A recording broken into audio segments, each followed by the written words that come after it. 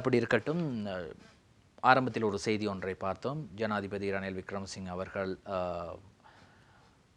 நூரலிய பகுதிக்கு விஜயம் செய்து அங்கு இருக்கக்கூடிய சுற்றுலாத்துறையை எவ்வாறு அபிவிருத்தி செய்ய முடியும் என்ற புதிய புதிய திட்டங்களை பார்வையிட்டிருக்கின்றார். அது சம்பந்தப்பட்ட செய்திதான்.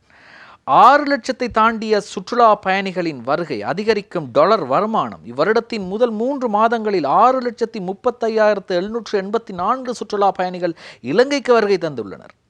இது கடந்த வருடத்தின் முதல் 3 மாதங்களுடன் ஒப்பிடுகையில் 80% அதிகமான உயர்வை காட்டுகிறது. இவ்வருடத்தின் ஜனவரி மாதத்தில்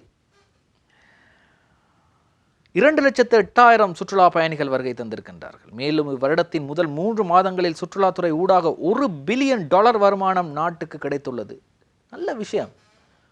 $1 மில்லியன் நாட்டுக்கு கிடைத்திருக்கின்றது. சுற்றுலா பயணிகள் வருகின்றார்கள். ஆனால் களுத்துறை பிரதேசத்திலே ஒரு உளுந்து வடையும் ஒரு பிளேன் டீயும் 800 ரூபாய்க்கு விற்கப்படும் ஒரு வைரல் வீடியோவை நாங்கள் சமூக ஊடகங்களில் பார்த்து கொண்டிருக்கின்றோம். அதே போன்று அழுத்கட பிரதேசத்திற்கு சென்ற ஒரு சுற்றுலா பயணி கொத்து ஒன்றின் விலை கேட்கின்றார். அந்த கொத்து ஒன்றின் விலை 1,900 ரூபாவாக கூறப்படுகின்றது.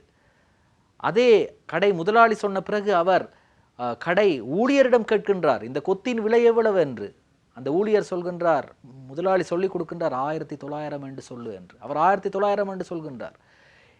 மீண்டும் அவர் கேட்கின்றார், இது நீங்கள் ஏன் சொல்லிக் கொடுத்தீர்கள் என்று அந்த வெளிநாட்டு அவர் கேட்கின்றார். அதுக்கு அந்த முதலாளி சொல்கின்றார், உனக்கு கொத்தும் இல்லை ஒன்றுமில்லை, போ இந்த இடத்திலிருந்து, இது என்னுடைய கடை, நான் தான் இந்த கடைக்கு உரிமையாளர், என்ற விலை இதுதான், விருப்பமண்டா சாப்பிடலாட்டி போ என்று அந்த வெளிநாட்டு அவரை விரட்டுகிறார். அந்த வீடியோவும் வைரலாகி இருக்கின்றது.